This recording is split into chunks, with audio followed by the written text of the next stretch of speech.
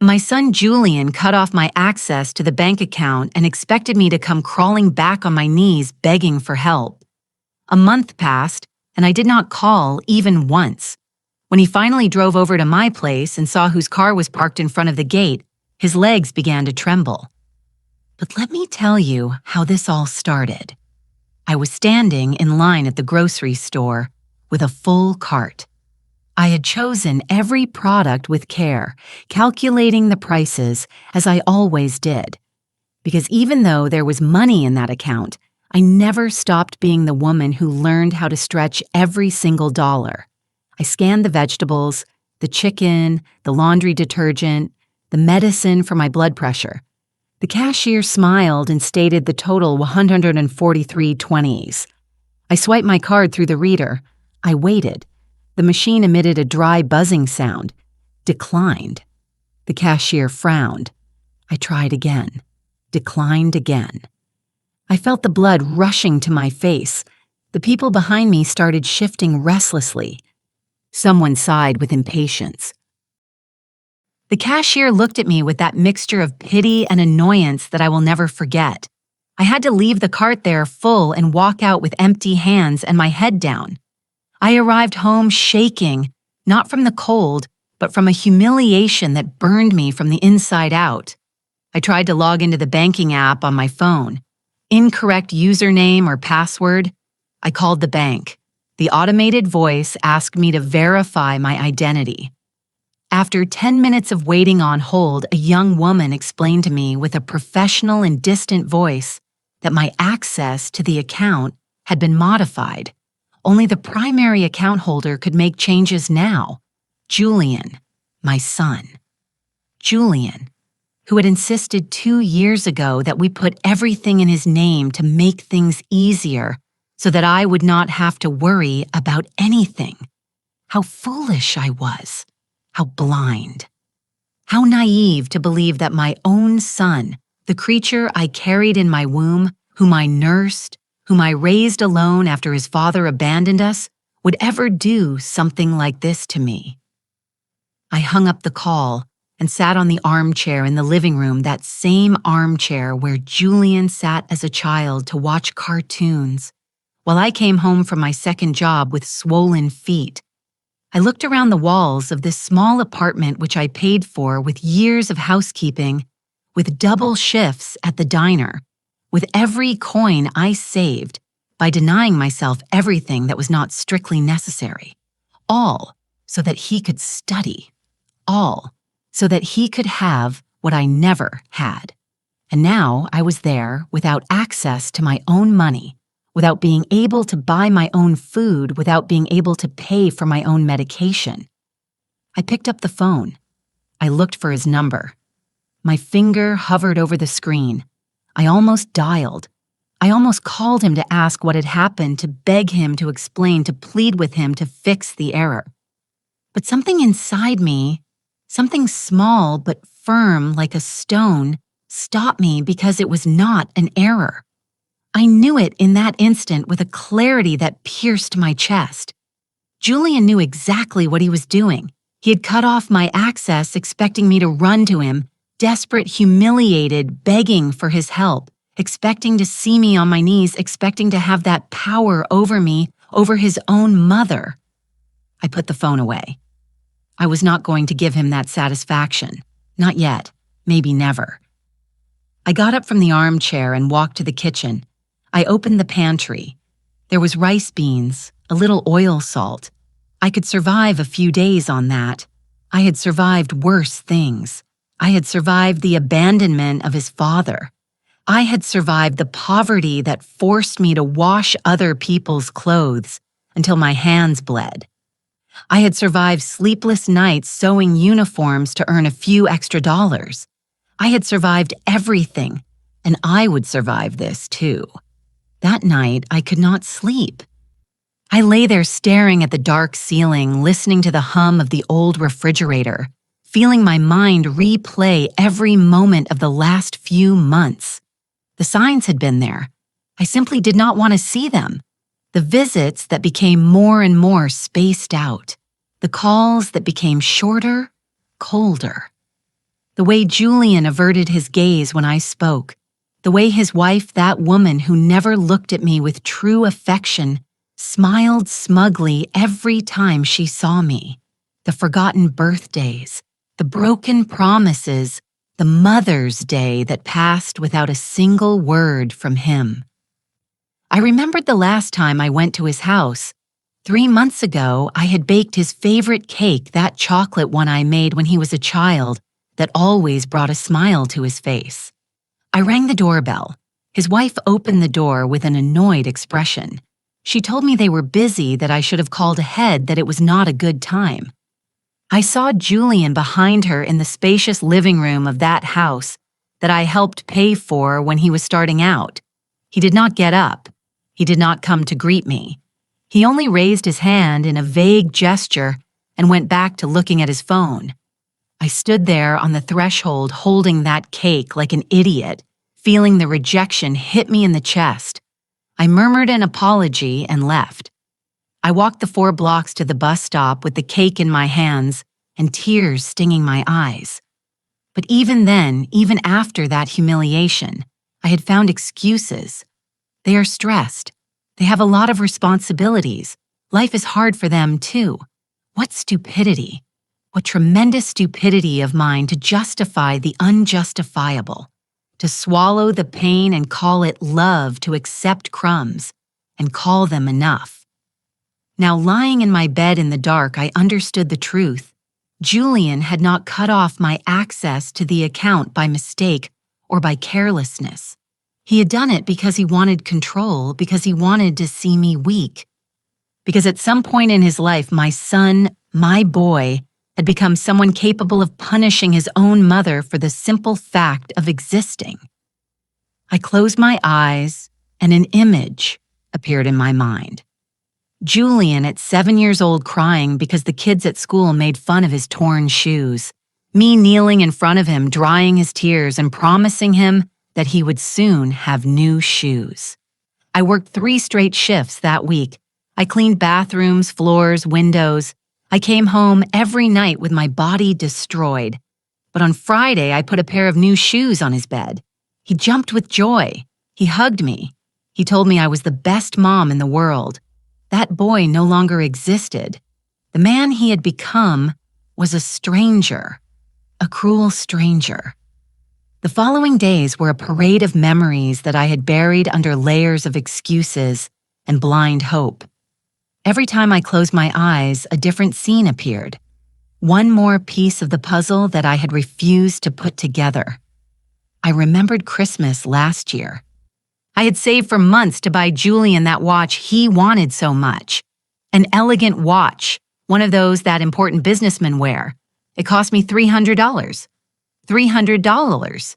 That meant skipping meals, walking instead of taking the bus, not buying the coat I needed for the winter. I wrapped it with the prettiest paper I found. I arrived at his house on the afternoon of December 24th, with the gift in my hands and a nervous smile on my face. His wife opened the door. She looked me up and down with that barely disguised contempt that was already familiar to me. She let me in, but she did not invite me to sit down. I remained standing in the entryway while she shouted toward the second floor that I had arrived. Julian came down the stairs reluctantly, as if my presence were an inconvenience in his perfect day. I gave him the gift. He opened it without looking me in the eyes. When he saw the watch, he barely murmured a dry thank you. His wife leaned in and said they already had 3 identical watches in the drawer. They laughed. Both of them laughed. Julian did not even bother to pretend he liked it. He told me they had plans that I should go. He did not offer me anything to drink. He did not ask me how I had gotten there. He did not wish me a Merry Christmas. I left that house with my heart broken in pieces. But even so, I told myself that maybe I was being too sensitive, that maybe they really were busy, that maybe I expected too much lies. Everything was lies. I told myself to avoid facing the truth. I also remembered my 63rd birthday.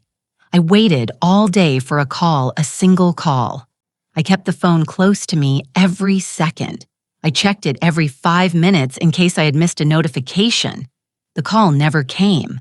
But that night, while I browsed aimlessly through social media to distract myself from the loneliness, I saw the photos. Julian and his wife at a fancy restaurant smiling, toasting with glasses of wine. The caption said, "Celebrating life and blessings. It was my birthday and he was celebrating without remembering me." The comments under the photos were from friends congratulating them, asking what they were celebrating. No one mentioned my name. No one knew that it was my birthday that day because to Julian, I no longer existed. I stared at those photos for hours. My son looked so happy, so free, so relieved not to have to pretend he remembered me. I turned off the phone and cried in the darkness of my room until I ran out of tears. I remembered the day I got sick. It was 6 months ago. A bad flu that left me in bed with a high fever and without strength even to get up for water. I called Julian. It rang 5 times before he answered. His voice sounded annoyed. "Busy, Mom. I'm in an important meeting." I explained to him that I felt very bad that I could not even get up. There was a long silence. Then he told me to drink hot tea and rest. That was all. He did not come to see me. He did not call back to know how I was doing. He did not send even a text message. It was 5 days of fever. 5 days in which my neighbor Margaret, a woman I barely knew, was the one who knocked on my door every morning with a thermos of hot soup and medicines she bought with her own money.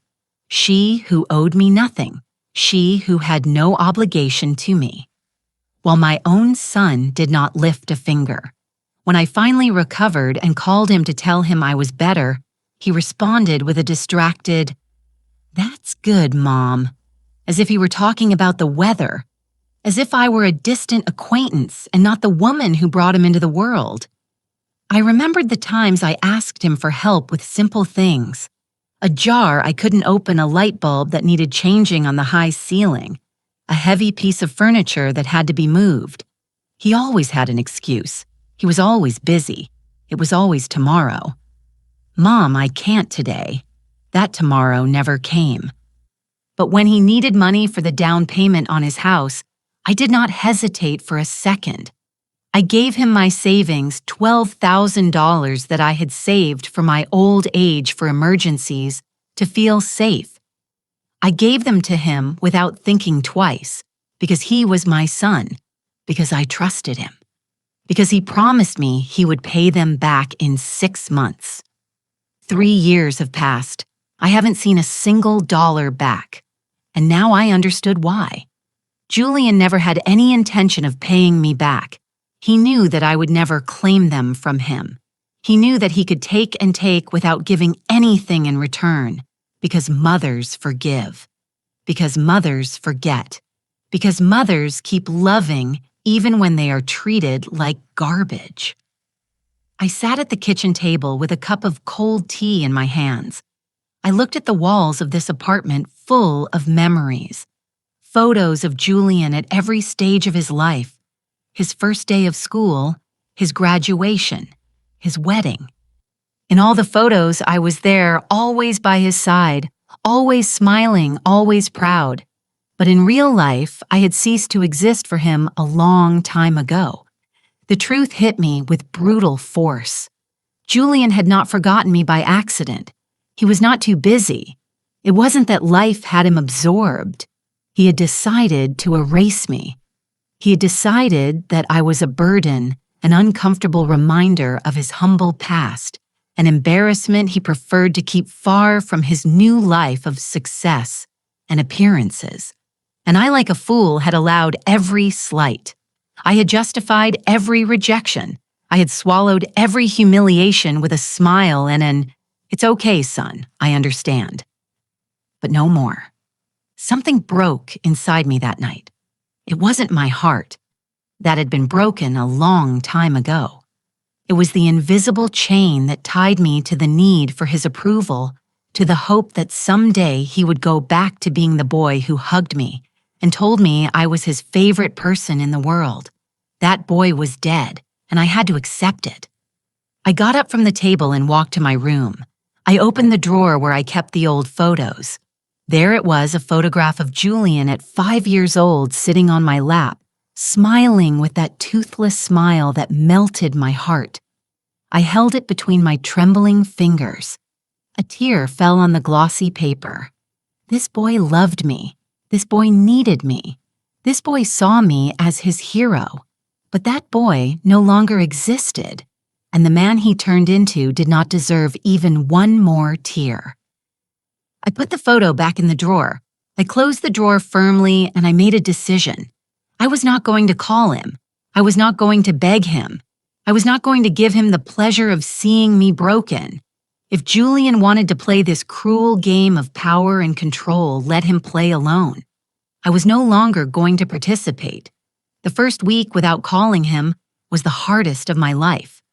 Every morning I woke up with the impulse to grab the phone, to dial his number, to listen to his voice, even if it was cold and distant. And because even my son's rejection seemed better than this absolute silence that surrounded me. But every time my hand approached the phone, I remembered the humiliation at the supermarket. I remembered his laugh when he saw the watch I gave him. I remembered how he left me sick and alone for 5 days without even asking if I was still alive. And then I would push the phone away and breathe deeply. The days dragged on slow and heavy. I sat by the window watching the street. I saw mothers pass by with their children. I saw them laughing together. I saw them hugging. And I felt a pain so deep in my chest that sometimes it was hard to breathe. But I did not call. The rice and beans were running out. I counted what was left.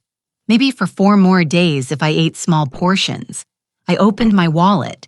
$22 in cash. That was all I had in the world. $22 and a son who expected to see me crawling back to him. I sat on the edge of my bed and let reality crash over me like a cold wave. I was alone, completely alone. At 64 years old, without money, without access to my account, without anyone to turn to. Fear settled in my stomach like a frozen stone. I could die here, and Julian wouldn't find out until someone reported the smell. I could get sick again, and there would be no one to knock on my door. I could scream, and no one would hear me. The tears began to fall uncontrollably. I cried like I hadn't cried since I was a little girl. I cried for the mother I was. I cried for the sacrifices I made. I cried for the love I gave, and that was never enough. I cried for the woman who was now sitting on this bed, invisible and forgotten. But at some point in the middle of that heartbreaking crying, something changed. The crying stopped. The tears dried up, and in their place appeared something different. Something I hadn't felt in a long time. Rage. Not the explosive rage that breaks things. Not the rage that screams and curses. It was a cold rage. Silent, firm as steel.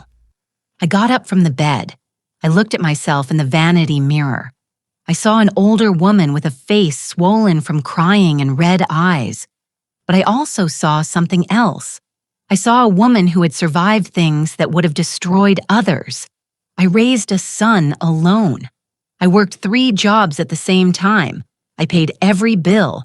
I kept a roof over our heads. I fed him even when I went without eating.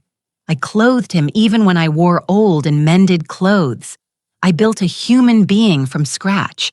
I gave him education values, opportunities. And if I could do all that back then, when I was younger but also poorer and more scared, then I could survive this now.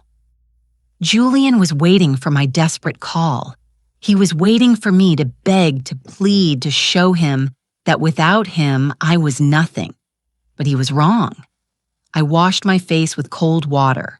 I combed my hair. I put on the only decent blouse I had left, and I went out to the street.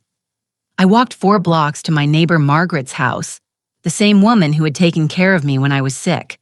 I knocked on her door with my heart beating hard in my chest. She opened it with a warm smile. She invited me in. She made me a coffee without me asking.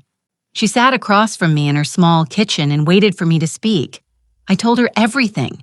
I told her about the bank account. I told her about the grocery store. I told her about Julian and his cruel silence.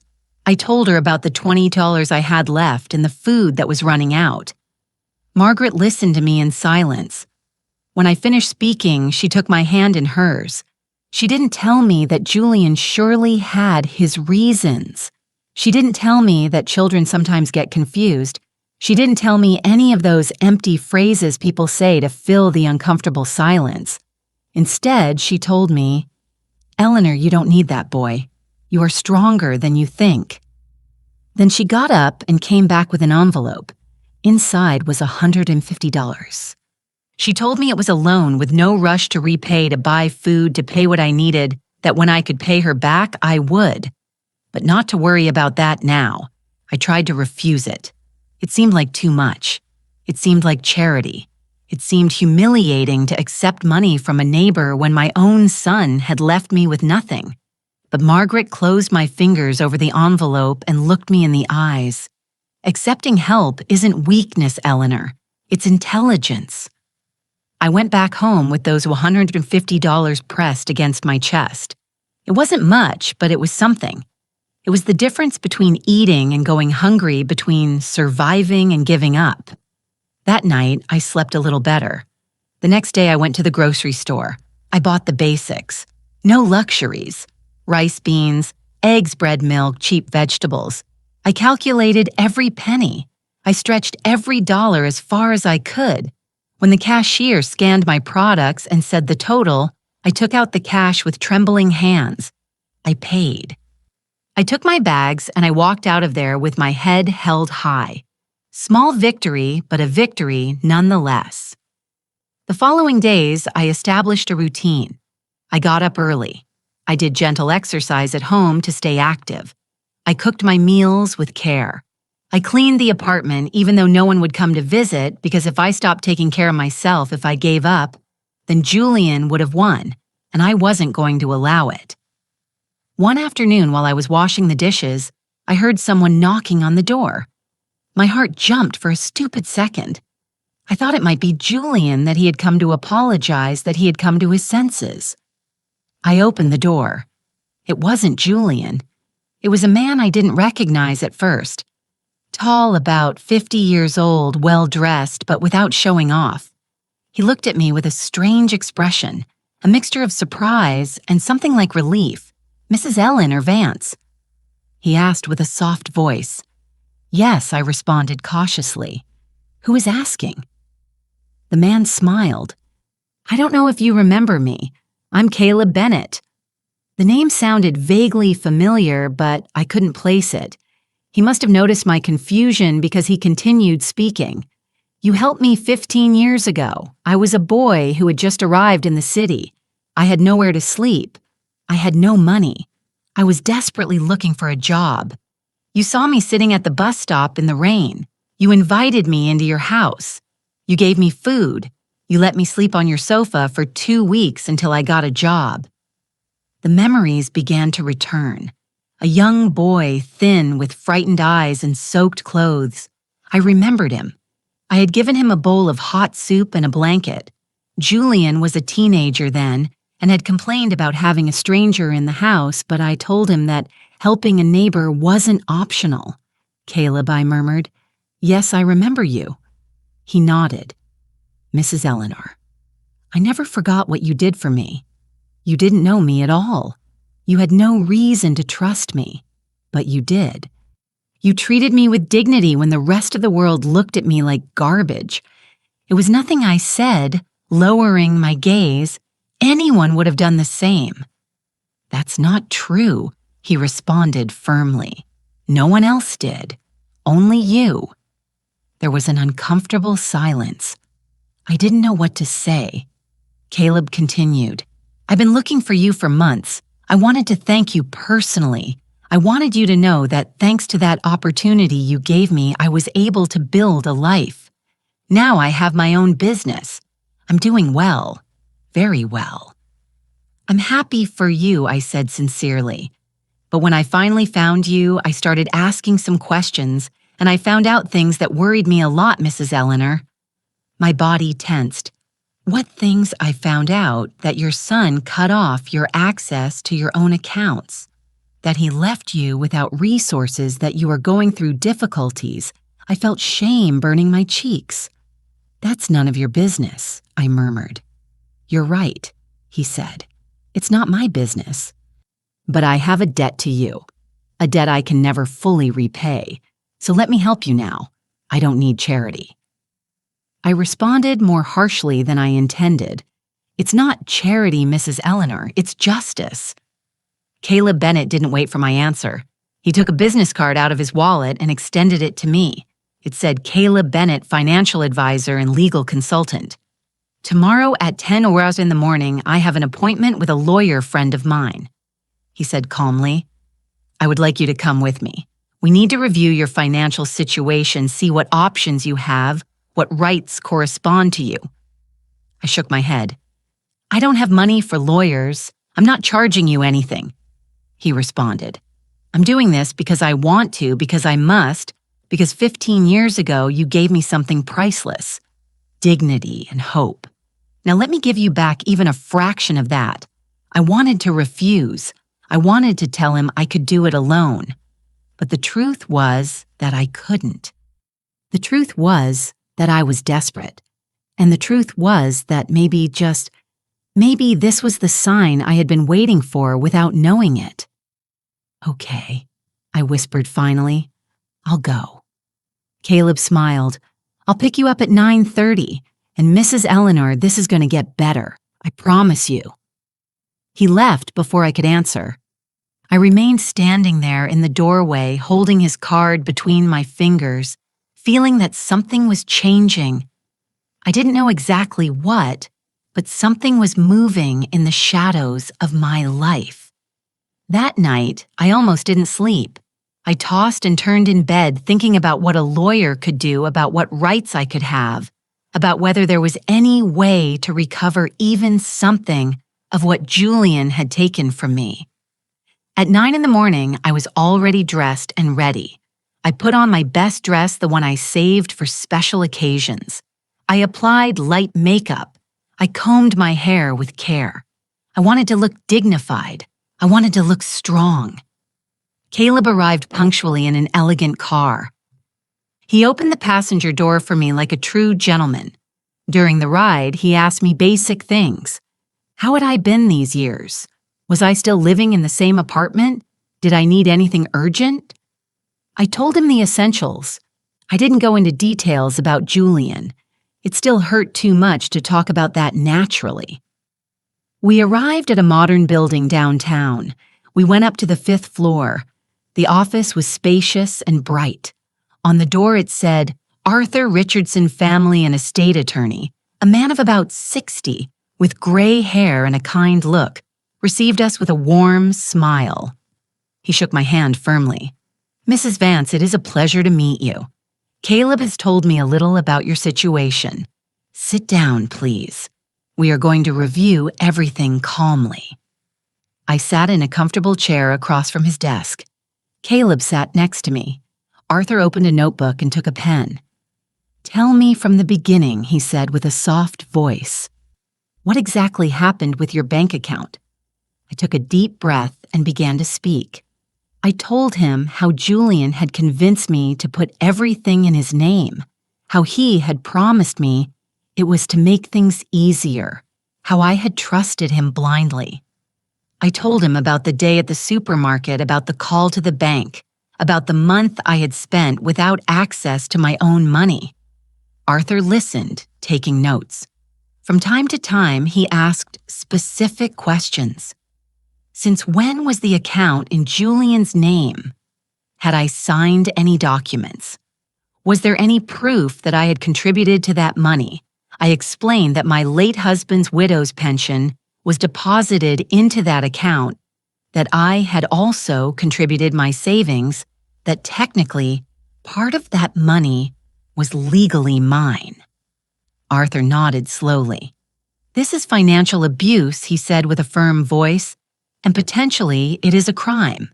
Your son cannot simply cut off your access to funds that legally belong to you, especially if your pension is deposited there. I felt something stir in my chest. You mean I can do something? Not only can you, Mrs. Vance, you must. This is a violation of your rights, and there are legal ways to recover what is yours. But he is my son, I murmured. I don't want to get him in trouble. Arthur looked at me with a mixture of compassion and firmness. Mus Vance, your son, left you without money to eat. He left you without access to your medication. He put you in a situation of extreme vulnerability. He is already in trouble. Trouble that he created himself. Tears began to well up in my eyes. I couldn't avoid it. All this was too much, too painful. Caleb handed me a tissue. Arthur waited patiently for me to compose myself. What do I need to do? I asked finally with a trembling voice. Arthur leaned back in his chair. First, we are going to request your bank records. We are going to prove that you have a legal right to those funds. Then we are going to send a formal letter to your son, demanding that he restore your access immediately. If he refuses, we will proceed legally. And if he says the money is his, that I have no right to anything, then we will go to court. And believe me, Mrs. Vance judges do not look kindly on children who financially abuse their elderly parents, especially when there is clear evidence that you contributed to those funds. But that will take time, I said, feeling overwhelmed. And I need money now to eat to survive. Arthur looked at Caleb. Caleb nodded as if they had discussed this previously. We already thought of that, Caleb said. While the legal matters are resolved, I am going to help you with your basic expenses. It is not a loan. It is a gift, and I will not accept a no for an answer. I tried to protest, but Caleb raised his hand. Mrs. Eleanor, you gave me shelter and food when I had nothing. You treated me as if I were your own son. Let me do this, please. I didn't know what to say. The words got stuck in my throat. I could only nod while tears ran down my cheeks. Arthur continued explaining the process to me. The documents I would need, the steps to follow. Everything sounded complicated, but he explained with patience, making sure I understood every detail. He also mentioned something that surprised me.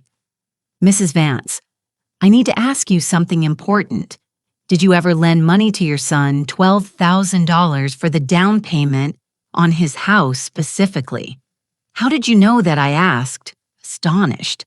I made some inquiries, Caleb responded. I spoke with some people who know you and that information came to light. Yes, I lent him that money I confirmed 3 years ago. He promised to pay it back in 6 months. He never did. Do you have any document that proves that Loan A contract a receipt? Something? I shook my head ashamed. No, I trusted his word. He was my son. Arthur sighed. That complicates things. Without written proof, it is difficult to recover that money, but we can try to include it in the general lawsuit. Sometimes children confess these things when they are under legal pressure. We spent 2 more hours in that office. I signed documents authorizing Arthur to request my bank records. I signed a power of attorney letter so he could act on my behalf. I signed everything they put in front of me because for the first time in weeks, I felt that someone was on my side. When we left the building, the sun was shining brightly. Caleb took me to lunch at a modest but cozy restaurant. He ordered for both of us without asking me what I wanted, as if he knew I was too emotionally exhausted to make decisions. We ate in silence for a while. Then Caleb spoke. Mrs. Eleanor, I know this is difficult. I know that confronting your son legally is probably the last thing you wanted to do in life. It is, I admitted. I never thought it would come to this. But you deserve respect. You deserve dignity. And you deserve to have access to your own money. What Julian did is not only cruel, it is illegal. I know I whispered, But he is still my son, and you are still his mother. A mother who sacrificed everything for him. A mother who deserves something better than this. We finished eating. Caleb paid the bill despite my protests. Then he handed me an envelope. There are $2,000 in there, he said before I could speak. Use them for whatever you need. Food, medicine bills, whatever. And don't worry about paying them back. When this is resolved and you recover your money, if you want to give me something, fine.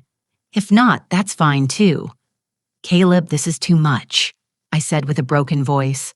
Nothing is too much for the woman who saved my life, he responded firmly. He took me back home. Before I got out of the car, he gave me a phone number. It's my personal cell phone. Call me if you need anything. At any hour, I mean it. I entered my apartment with the envelope pressed against my chest. I closed the door. I leaned against it. And finally, after weeks of pain and fear, I felt something different. Hope. The following days were a whirlwind of activity that I hadn't experienced in a long time. I felt useful, busy, alive in a way I had forgotten was possible. Arthur called me 3 days after our meeting. His voice sounded satisfied. Mrs. Vance, I have good news. I got the bank records for the last 5 years. And what do they say? I asked with a racing heart. They say you have a solid case. Your pension has been deposited into that account religiously every month. It is $1,200 a month for 5 years. That is $72,000 that entered that account and are legally yours. $72,000. The figure left me breathless. I had never thought of that money in that way. I had never added it up. I only knew that my pension arrived and that Julian supposedly used it to help me with my expenses. But now I realized that I barely saw any of that money. Julian gave me $200 a month when he remembered. Sometimes less, sometimes nothing. Where was the rest of my money?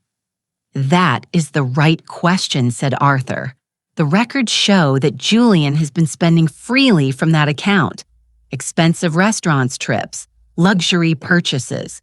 There is a charge of $8,000 to a jewelry store 6 months ago.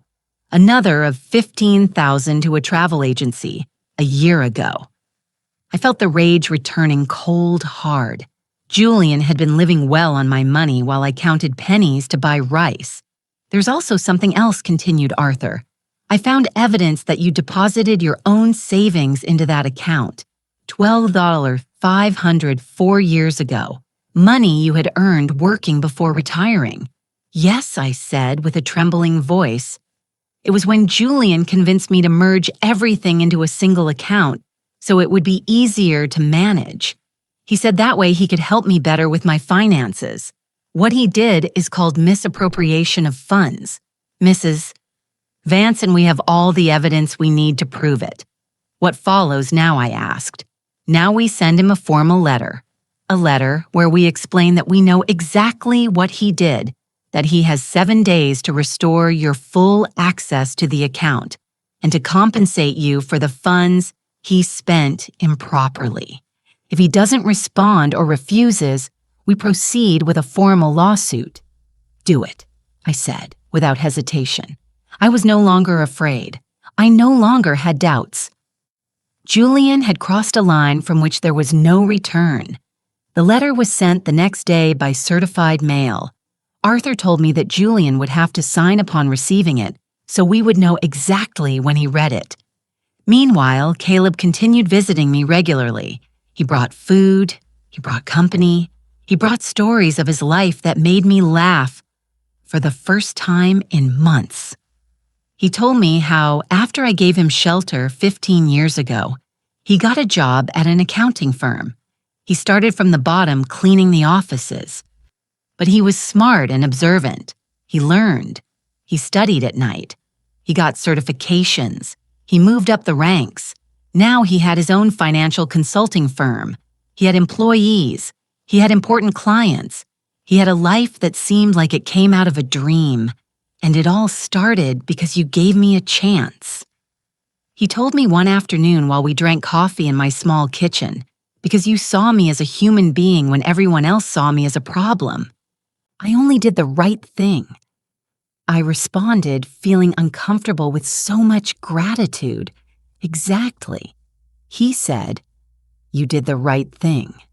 Now let me do the right thing, too." A week later, Arthur called me with urgency in his voice. "Mrs. Vance Julian received the letter 3 days ago, and today he responded." "What did he say?" I asked, feeling my stomach tighten. He clears throat is furious. He sent a letter from his own lawyer saying that all the money in that account is legally his because the account is in his name, that you have no right to those funds, that if we insist on this, he will counter-sue for defamation. "It is a common intimidation tactic," continued Arthur, "but it is not going to work. We have the evidence. We have the record showing where that money came from, and we have the law on our side. So what do?" I asked. "We proceed with the formal lawsuit. We go to court, and we are going to win." That night, I couldn't sleep. Not from fear, but from something different. From the certainty that this was really happening, that I was really confronting my own son, that our relationship, what little remained of it, was about to break completely. But there was no turning back anymore. And honestly, I didn't want to turn back anymore. Caleb appeared at my door the next day with something unexpected. A new cell phone more modern than the old one I had. "You need a better phone," he said, handing it to me. "It's already set up. It already has my number and Arthur's. And I also bought an unlimited data plan so you can call and use the internet without worrying." I tried to refuse it, but he insisted. "Besides," he said with a smile, "I need you to be able to receive emails because I have something else for you." "What is it?" I asked, confused. I sat in front of my laptop that he had brought. Caleb opened several documents on the screen. "I did a complete investigation of your financial situation," he explained. "And I found something interesting. You worked for 25 years for a cleaning company, right?" "Yes," I confirmed. "Until I retired 6 years ago, that company had a retirement fund for its employees, a fund to which you contributed automatically from your salary every month. It is a small amount, but over 25 years it accumulated." I knew nothing about that, I said, surprised. Most employees didn't know Caleb responded. The company didn't make much effort to inform them, but I investigated. I spoke with them. "And it turns out you have $8,500 in that fund that you never claimed." $8,500, another number that seemed unreal. "How is it possible they never told me?" I asked. "They sent a letter to your address when you retired, but according to their records, the letter was returned, probably because you had already moved to this apartment." Caleb took some forms out of his briefcase. "You need to sign these documents to claim that money. The process takes approximately 3 weeks, but that money is yours." Legally, without dispute, I signed the papers with trembling hands. I couldn't believe what was happening. Money that I thought I didn't have. Money that was mine by right. Money that meant independence. "But that's not all," continued Caleb. "I also checked if you qualify for any assistance programs for seniors, and it turns out you do. There is a state program that can provide you with an additional $200 a month for medical expenses and food." How did I not know anything about this? I asked, feeling overwhelmed. Why didn't anyone tell me, Mrs. Eleanor? Because probably Julian was never interested in finding out. He wanted you to depend on him to need him, because that gave him power. The following days were of intense paperwork signatures, forms, documents. Caleb helped me with everything, Arthur too. Between the two of them, they were building a legal and financial shield around me, and slowly, very slowly, I began to feel different. I began to feel powerful. 2 weeks later, I received an email on my new phone. It was from the cleaning company where I worked. They confirmed that my application had been approved. The $8,500 would be deposited into my new account. The account Caleb had helped me open at a different bank, an account where only I had access. I cried when I read that email, not from sadness, from relief, from gratitude, from victory. Caleb called me that same afternoon. "I have one more surprise for you," he said with a mysterious voice. "I'm going to pick you up tomorrow at 10:00. Wear something nice." "What surprise?" I asked. "You'll see," he responded and hung up. The next morning, I got ready with care. I put on my best dress. I did my makeup. I did my hair. When Caleb arrived, he whistled with admiration. "You look beautiful, Mrs. Eleanor." He took me to a car dealership, an elegant dealership with shiny and gleaming cars. He parked and looked at me with a smile.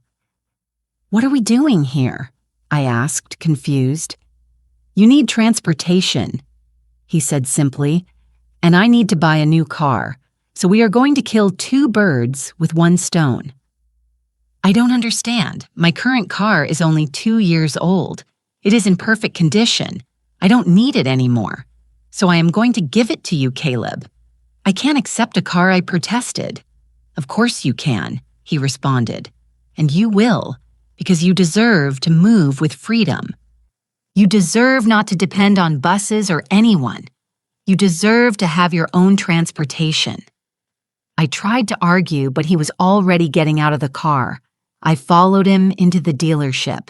Half an hour later, we were signing the transfer papers. The car was now in my name. A beautiful car, silver cold with barely 30,000 naunam on it. Caleb handed me the keys. "It's yours, Mrs. Eleanor. Enjoy it." I stood in the parking lot of the dealership, holding those keys, looking at that car that was now mine, and I felt something I hadn't felt in a long, long time.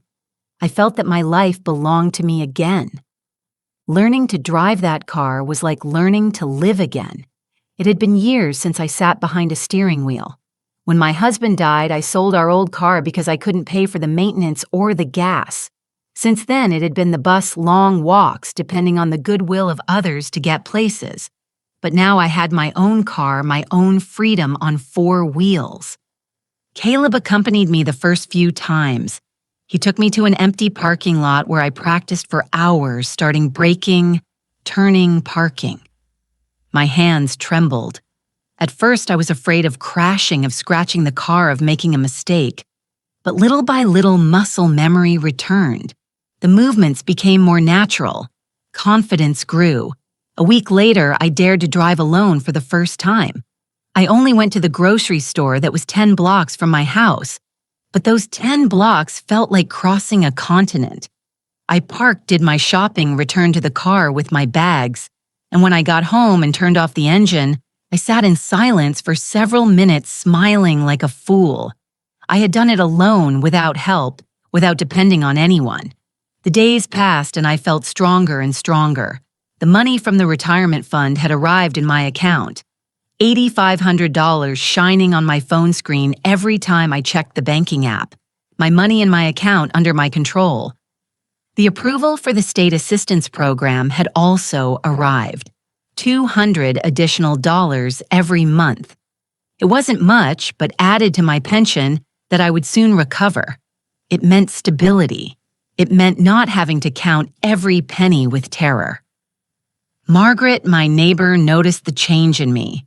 One day, she invited me for tea at her house and looked at me with that wise smile that women who have lived a lot have. "You look different, Eleanor," she told me. "You look taller, stronger." "I feel different," I admitted. "I feel as if I had been asleep for years and finally woke up." She nodded. "That is what happens when you stop living for others and start living for yourself." Her words stayed with me. She was right. For decades, I had lived for Julian. My decisions, my sacrifices, my dreams, everything had revolved around him. And when he discarded me like garbage, I almost gave up. I almost accepted that without him, I was nothing. But now I knew the truth. I had always been someone, a woman with self-worth, a woman who didn't need her son's validation to exist. Arthur called me on a Tuesday afternoon. "We have a date for the preliminary hearing," he announced. "It will be in 3 weeks. The judge will review the evidence from both sides and decide if there is merit to proceed to trial." "Will we be ready?" I asked with a nervousness I couldn't hide. "More than ready," he responded with confidence. "We have bank documents, records of deposits, evidence of unauthorized expenses. We have a solid case, Mrs. Vance. Julian has no way to justify what he did. And if the judge doesn't believe us," I asked quietly. "He will believe us," said Arthur firmly. "The numbers don't lie, and judges do not tolerate financial abuse of the elderly. Believe me." I hung up the phone and stared out the window. In 3 weeks, I would see Julian face to face. In 3 weeks, I would have to look him in the eyes, knowing that I had taken him to court, knowing that our relationship, if anything was left of it, would be destroyed forever. Part of me still hurt. The part that was a mother. The part that remembered the boy who once hugged me and told me I was his hero.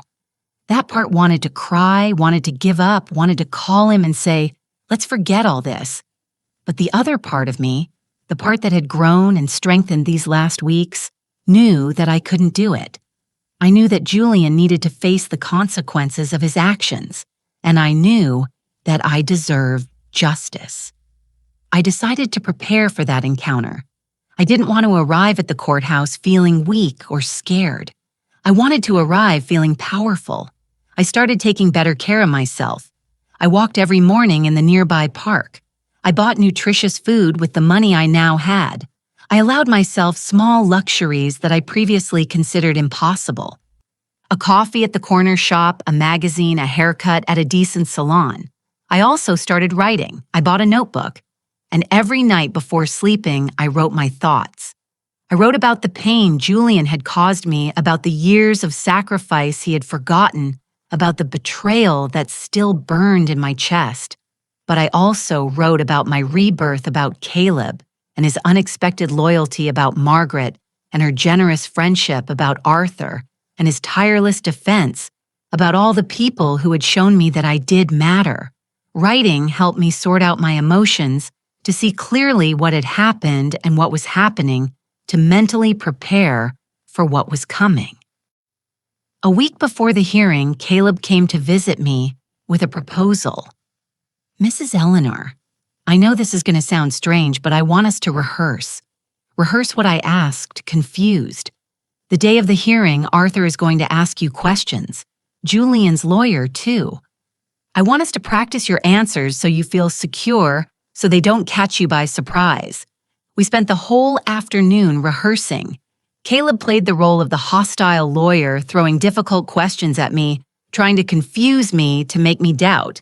"Isn't it true that you gave your son permission to manage that account as he wished?" he asked with a hard voice. "I gave him permission to help me manage it." I responded with a firm voice. "I didn't give him permission to steal my money. How can you call it theft when the account is legally in his name? Because that money came from my pension, from my work, from my savings. The fact that the account is in his name doesn't change whose money that is." Over and over, we went over the possible questions. Over and over, I practiced maintaining calm, maintaining firmness, not letting myself be intimidated. At the end of the afternoon, Caleb smiled.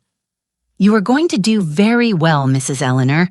You are going to surprise everyone in that room." 2 days before the hearing, I did something I hadn't done in weeks. I took out the old photos of Julian, the ones I had kept in the drawer, the ones that showed the smiling boy he once was. I looked at them one by one. Julian at 3 years old, covered in chocolate. Julian at 8, proudly showing his first soccer trophy. Julian at 15, the day of his middle school graduation. Julian at 22, the day he graduated from college. In every photo, I was there behind him, by his side, holding him, applauding him, loving him, but he no longer saw me. He no longer valued me. He no longer loved me the way a son should love his mother. I put the photos back in the drawer. I closed the drawer gently and I decided I wouldn't take them out again. Not because I wanted to forget, but because I needed to move on. The night before the hearing, I couldn't sleep. I tossed and turned in bed, imagining how it would be, how I would feel seeing Julian after almost 2 months without contact. What expression would be on his face if he would feel shame, if he would feel regret, if he would feel anything? At 6 in the morning, I got up. I showered with hot water, letting the steam fill the bathroom. I dressed in the most elegant suit. I had a gray outfit I had bought at a thrift store, but that looked dignified and professional. I applied makeup carefully, not too much, just enough to look rested and confident. I combed my hair back into an elegant bun. When I looked in the mirror, I saw a woman I didn't fully recognize. A woman with a straight back, with a steady gaze, with a jaw set in determination. This was me now. No longer the pleading mother. No longer the woman who accepted crumbs. No longer the one who apologized for existing. Caleb arrived promptly at 8. He opened the car door for me with an encouraging smile. Arthur was waiting for us at the entrance of the courthouse with his briefcase full of documents. "Are you ready?" he asked me. I took a deep breath. "I'm ready." We entered the building. Our steps echoed in the marble hallways. The air smelled of old paper and pending justice. And then turning a corner, I saw him. Julian was standing in front of the courtroom. He was wearing an expensive suit. Beside him was his lawyer, a tall man with a serious expression. And next to him, his wife looking at me with barely concealed contempt. Our eyes met, and in that moment when I saw the expression on his face, a mixture of shock, rage, and something like fear, I knew I had made the right decision. I wasn't going to back down. I wasn't going to give up. I wasn't going to give him the pleasure of seeing me broken. I raised my chin. I held his gaze without blinking, and I walked toward the courtroom with my head held high. The courtroom was smaller than I had imagined. Cream-colored walls, rows of wooden benches, and at the front, the bench where the judge would sit to decide our fate. Arthur guided me to our table. Caleb sat in the first row behind us, his silent presence comforting. On the other side of the room, Julian took a seat next to his lawyer. He didn't look at me again. He kept his eyes front, his jaw tense, his hands clenched on the table. His wife sat behind him, glaring at me as if I were the villain of this story, as if I were the one who had done something wrong. "All rise," announced the bailiff. The judge entered.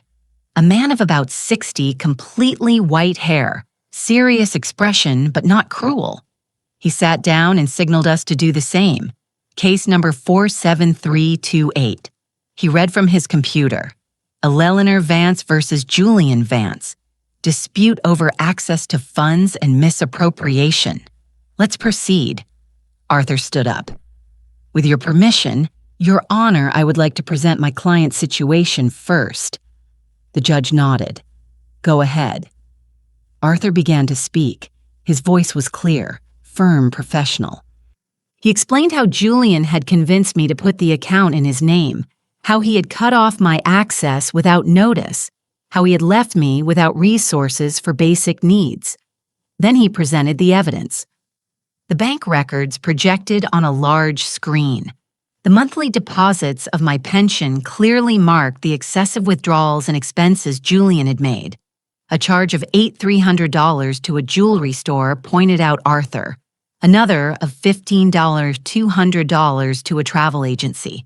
Multiple charges at luxury restaurants totaling more than $20,000 in the last year. All this while my client survived on rice and beans. The judge studied the documents with attention. He made notes. From time to time, he looked up at Julian, who sank lower and lower in his chair. "We also have evidence," continued Arthur, "that Mrs. Vance deposited $12,500 of her own savings into this account 4 years ago. Money she earned working. Money that Mr. Vance has used as if it were his own." Julian's lawyer stood up. "Objection, Your Honor. The account is legally in my client's name. He has every right to manage those funds as he deems appropriate. The judge looked at him with a raised eyebrow. Even when those funds come from his elderly mother's pension, even when he left her without access to her own money, even when she needed that money to survive. The lawyer hesitated. Mr. Vance was trying to protect his mother from unnecessary expenses, trying to ensure the money was used wisely by buying $8,000 worth of jewelry, asked the judge with a dry tone. Is that protection or appropriation? An uncomfortable silence filled the room. The judge turned to Julian. Mr. Advance, stand up. Julian stood up slowly. His face had lost all color. Explain to me, said the judge, how spending $8,000 at a jewelry store protects your mother. Explain to me how $15,000 trips are for her benefit. Julian opened his mouth, but no sound came out. His lawyer whispered something in his ear. Julian cleared his throat. I thought the money was for family use, he stuttered. For all of us. That money is your mother's pension, responded the judge with a cold voice. It is not a family fund. It is the livelihood of a 64-year-old woman who worked all her life. And you spent it on personal luxuries while she wondered how she was going to eat. Julian lowered his gaze. He had no answer. He couldn't justify the unjustifiable. The judge turned to me. Mrs. Vance, stand up, please. I stood up with trembling legs. Arthur gave me a discreet squeeze on the arm. Tell me in your own words what happened the day you discovered you didn't have access to your account, said the judge with a softer voice. I took a deep breath. I was at the grocery store. I began. I had filled my cart with the basics, simple things, food, medicine. When I tried to pay, my card was declined. I had to leave everything there and walk out empty-handed. The humiliation was terrible. My voice broke a little. Arthur handed me a glass of water. I drank a sip and continued. I called the bank and they told me only the account holder could make changes. My son. The son I raised alone. The son for whom I worked 3 jobs. The son to whom I gave everything I had. He had cut off my access without even telling me. And what did you do after that? Asked the judge. I almost called him. I admitted. I almost begged him to explain. But then I realized it wasn't a mistake. He knew what he was doing. He was punishing me. He was controlling me. He expected me to come pleading, but he didn't do it. I didn't do it, I said with a firm voice. I wasn't going to give him that satisfaction. The judge nodded with what seemed to be approval. He turned to Julian. Mr. Vance, sit down. Julian dropped into his chair. He looked destroyed small. The judge reviewed more documents. I see here that you also lent $12,000 to your son 3 years ago for a house down payment. Is that correct, Mrs. Vance? Yes, Your Honor, I confirmed. He promised to pay me back in 6 months. He never did. And do you have any document proving that Loan A signed contract? I shook my head, ashamed. No, I trusted his word. He was my son. The judge looked at Julian sternly. Mr. Advance, is it true that your mother lent you that amount? Julian hesitated. His lawyer whispered something urgently. Finally, he nodded. Yes, it's true, and I intended to return it. Another silence. Things got complicated, murmured Julian. You couldn't or you didn't want to, said the judge. Mr. Vance, let me be very clear. What you did is not only morally reprehensible, it is legally questionable. Cutting off an elderly woman's access to her own pension, spending those funds on personal luxuries, and then having the nerve to say it was to protect her that borders on financial elder abuse. A serious offense in this state. Julian's lawyer stood up quickly. Your Honor, my client is willing to reach an agreement to restore Mrs. Vance's access immediately to compensate her for any inconvenience. Arthur stood up. With all due respect, Your Honor, a simple restoration of access is not enough. My client demands compensation for the improperly spent funds. She demands immediate repayment of the $12,000 lent, and she demands that her name be removed from any joint account with Mr. Vance to prevent future abuse. The judge considered this.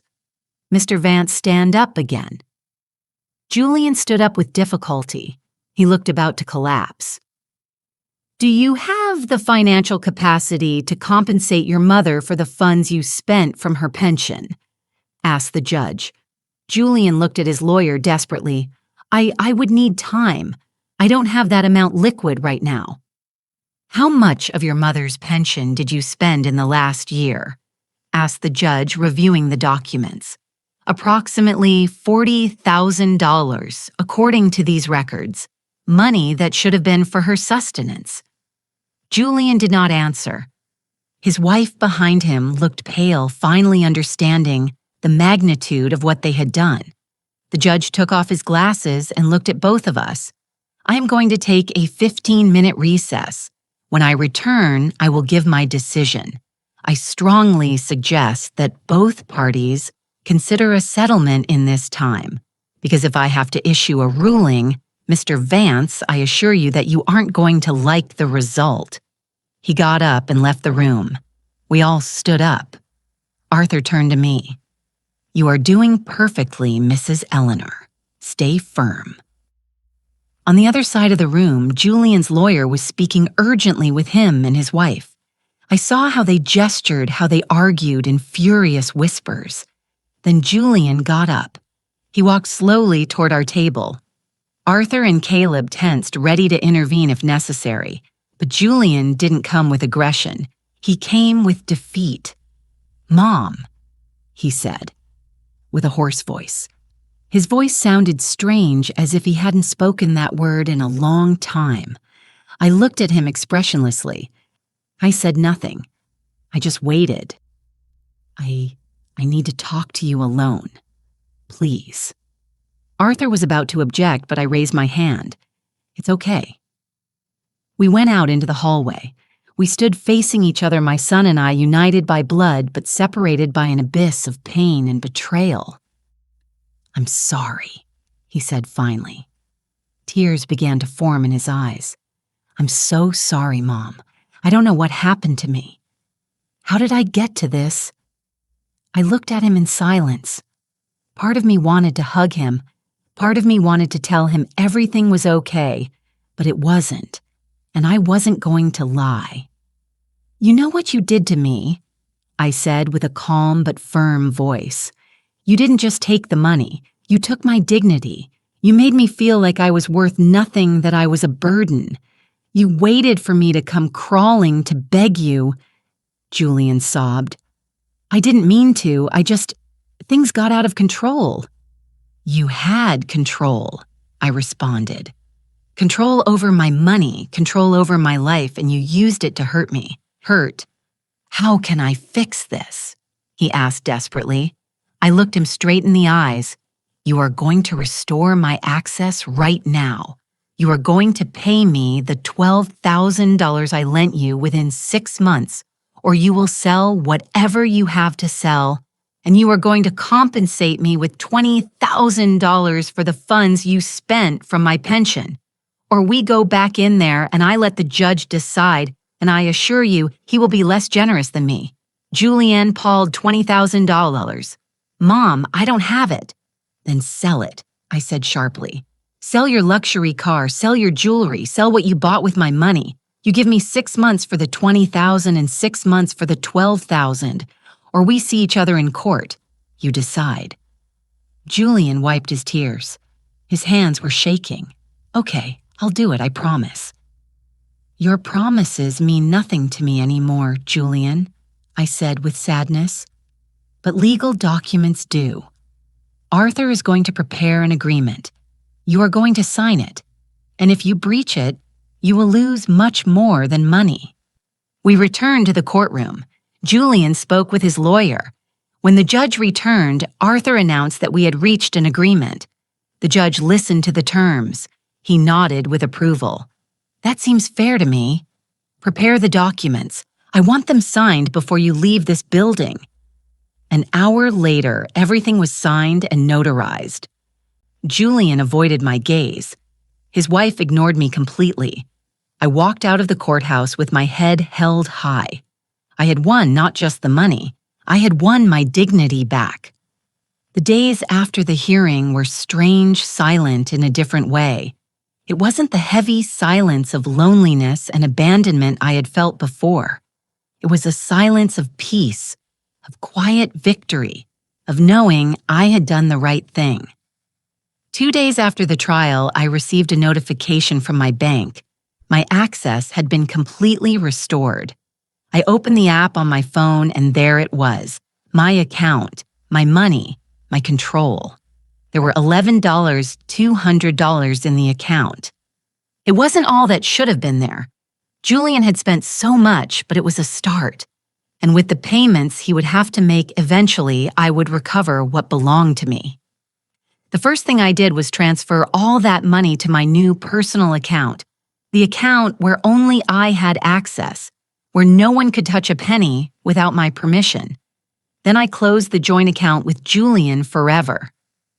That afternoon, Margaret came to visit me with a cake she had baked. She sat with me at my small kitchen table and looked at me with those wise eyes that had seen so much in life. "You did it," she said simply. "You reclaimed your life." "Yes," I responded, feeling tears threatening to come out. "I did it. But it feels weird, like I won something, but I also lost something." "You lost the illusion," said Margaret softly. "The illusion that your son was who you thought he was. And that hurts. It always hurts. But it is better to live in painful truth than in comfortable lies."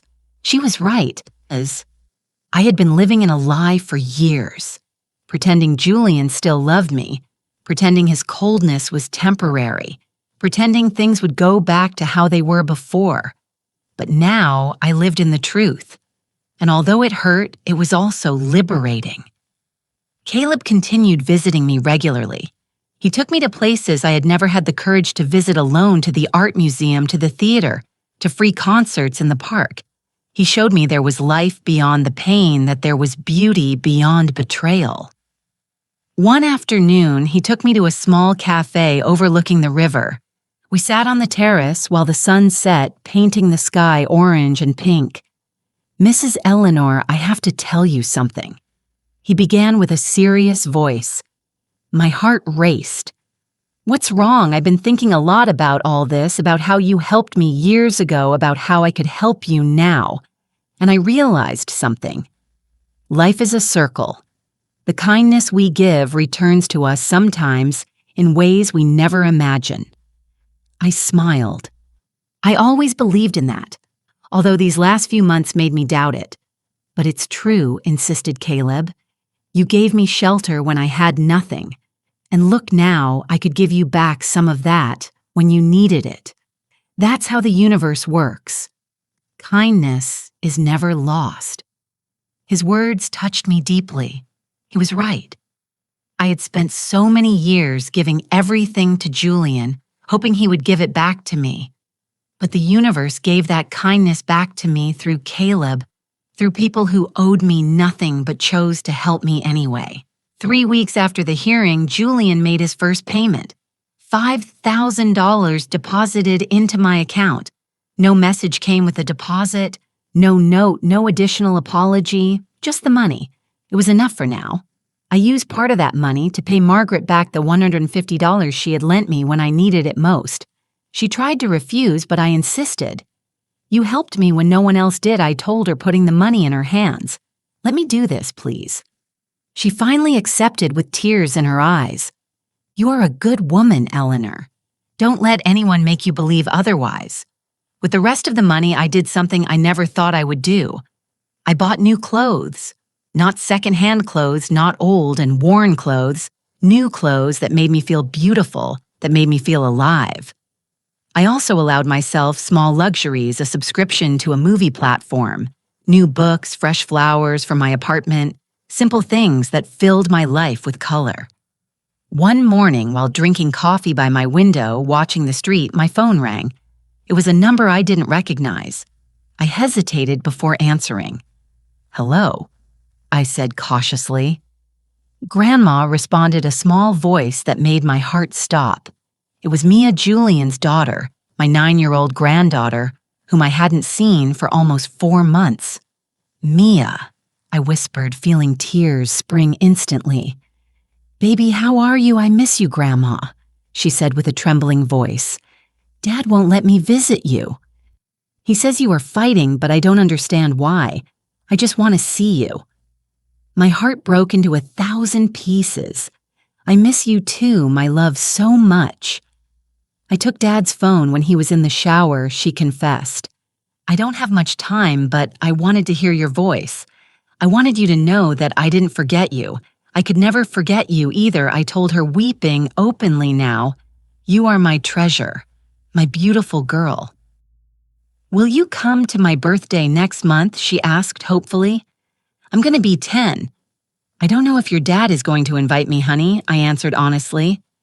"I don't care if he invites you or not," she said, with a determination that surprised me. "I want you there. It's my birthday, and I decide who comes. I have to hang up Grandma. Dad just got out of the shower. I love you.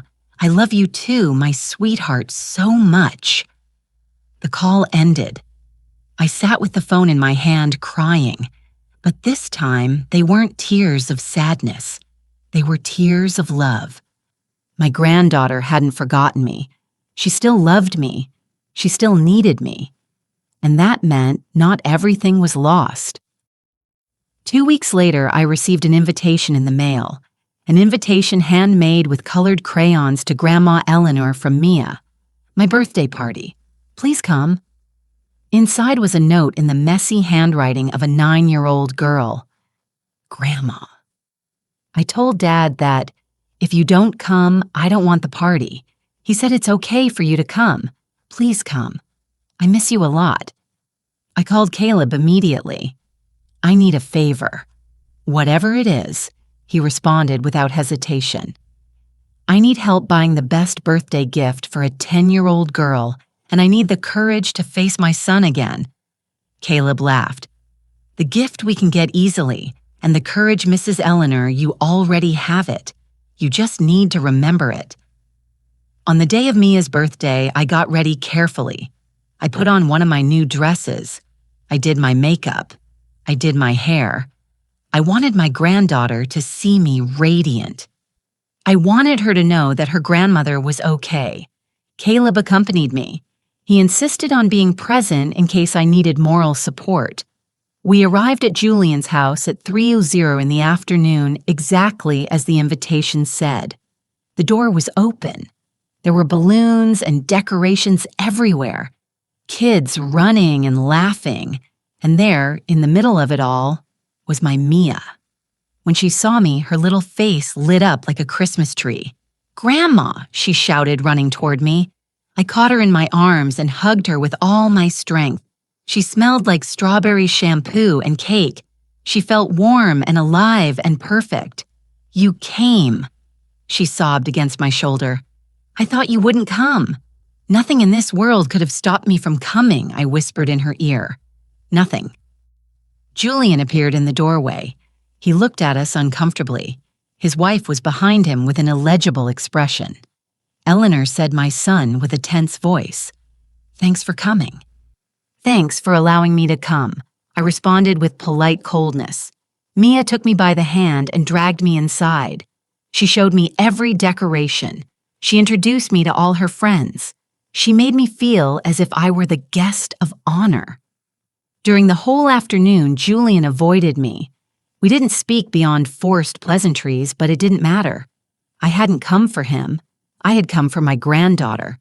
When they blew out the candles and cut the cake, Mia looked for me among all the guests. She smiled at me, and in that moment I knew this was enough. I hadn't recovered my son.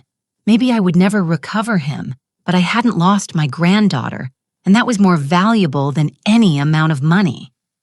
At the end of the party, when the guests left, I helped clean up despite the protests of Julian's wife. Mia stayed glued to me the whole time, as if she feared that if she let go, I would disappear. When it was finally time to go, Mia hugged me tight.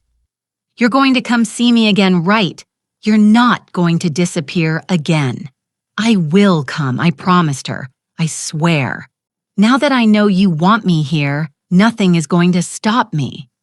Julian walked me to the door. Before I left, he spoke in a low voice. "Mom, I know I have no right to ask you for anything but thank you. Thank you for coming. Mia has been sad for months. Today was the first time I saw her really happy." "She shouldn't pay for our mistakes," I responded. "Children should never pay for the mistakes of adults." "You're right," he murmured. "Listen, I know things between us are never going to be like before. I understand, I accept it. But Mia needs you, so if you want to visit her, you are welcome." Clears throat. "Always." I nodded. It wasn't a full apology. It wasn't a reconciliation, but it was something a small bridge over the abyss that separated us.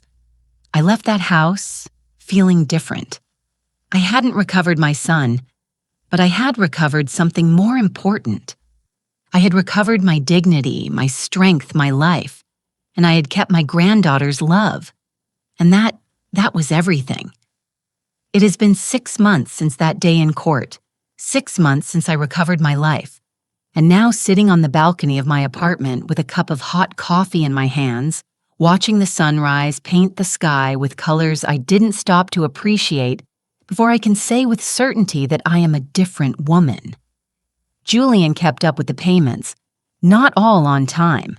Some arrived weeks late, but they arrived. The $32,000 he owed me between what was lent and what was stolen were deposited into my account during these months. The last payment arrived a week ago without a message, without an additional apology, just the money. And that's fine. I didn't need his words.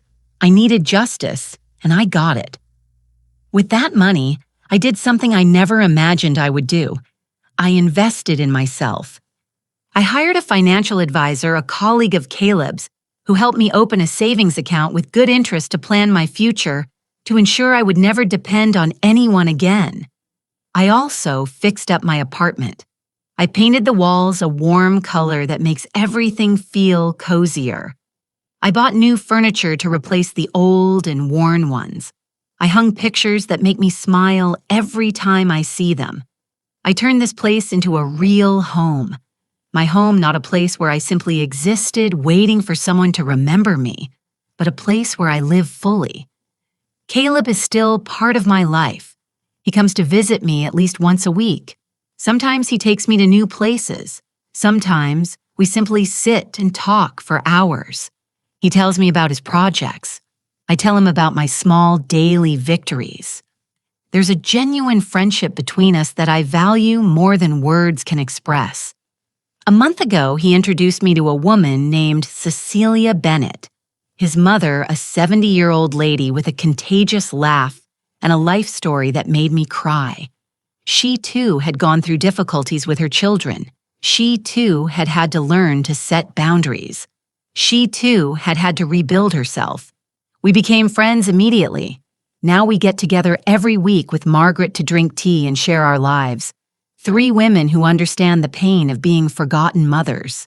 3 women who decided not to let that pain define us. My relationship with Julian remains distant.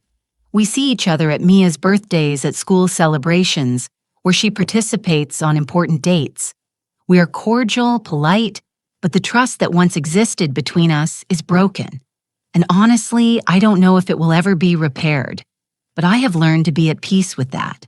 I have learned that I cannot force anyone to love me the way I need to be loved. I have learned that some relationships, even blood ones, have to transform.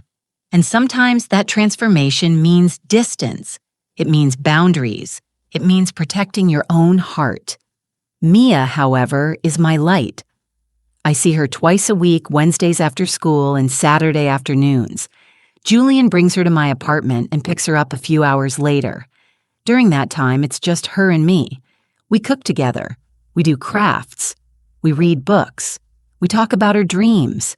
She tells me things she would never tell her parents, her fears, her hopes, her worries about school.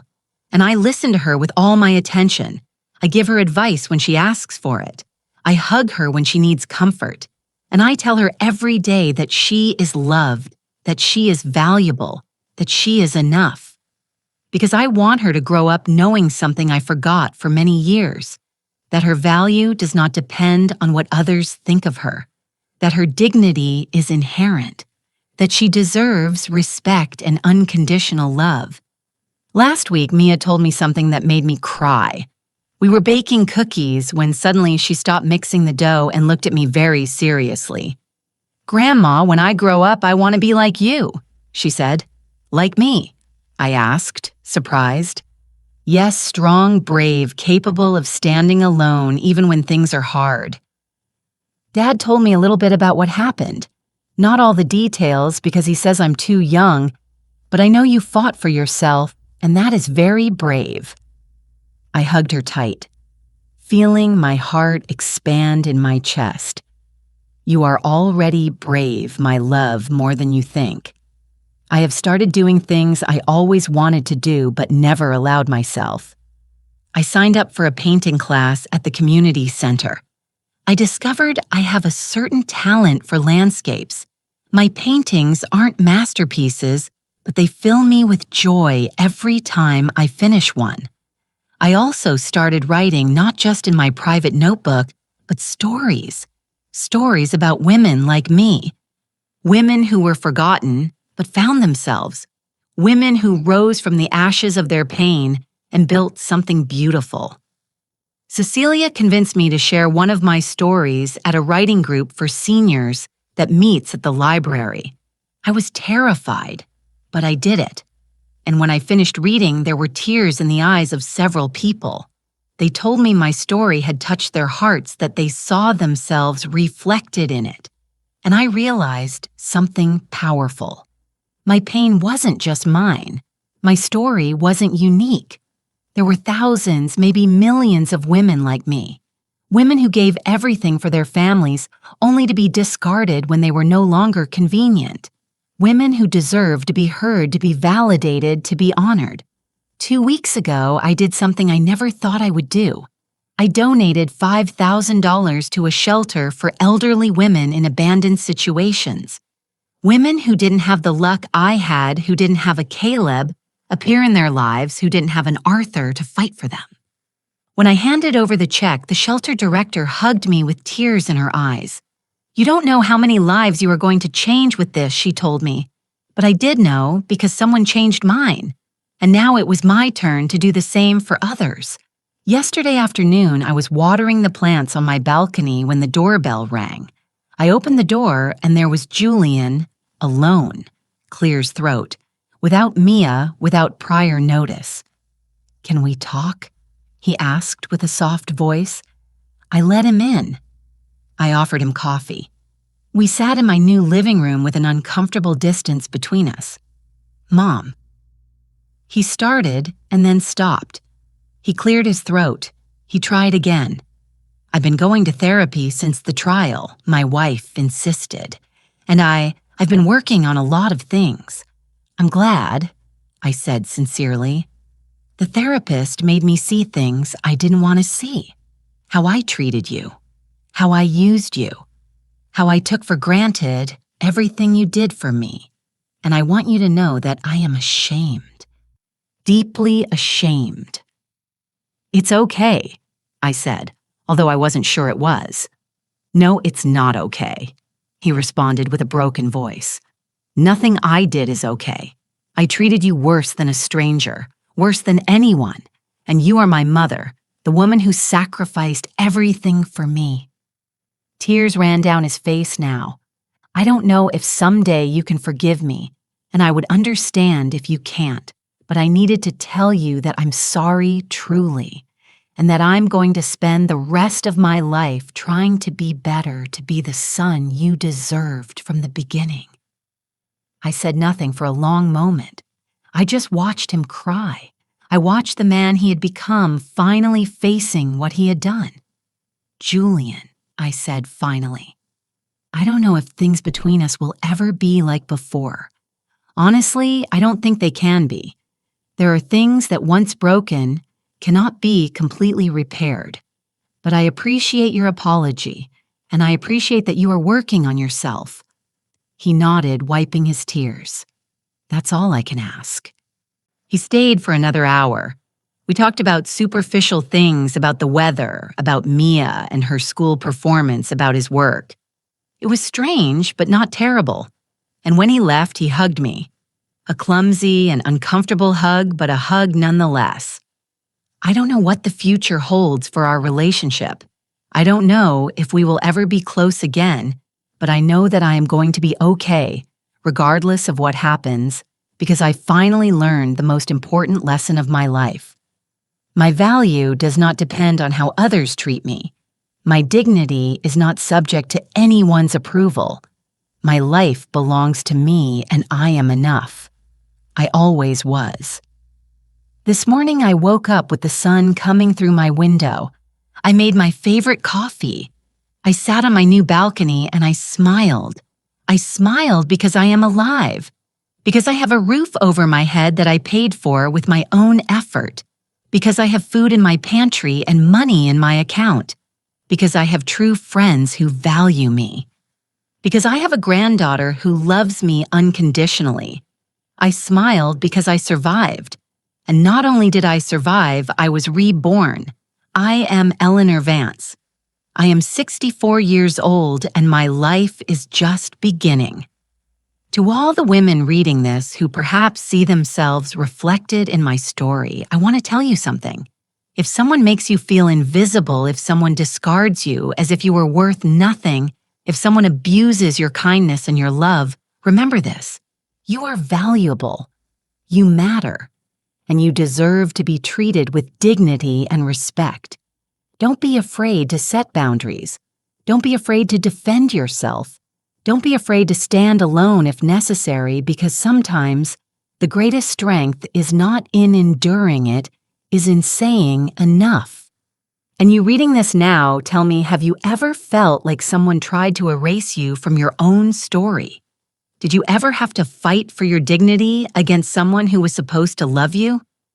Did you ever rise from the ashes of betrayal and discover you were stronger than you thought? Let me know in the comments, because our stories matter. Our voices deserve to be heard, and together we are unstoppable. Thank you for listening to my story. Thank you for being here. And always remember, it is never too late to reclaim your life. It is never too late to bloom. It is never too late to be who you were always meant to be. With love and respect, Eleanor.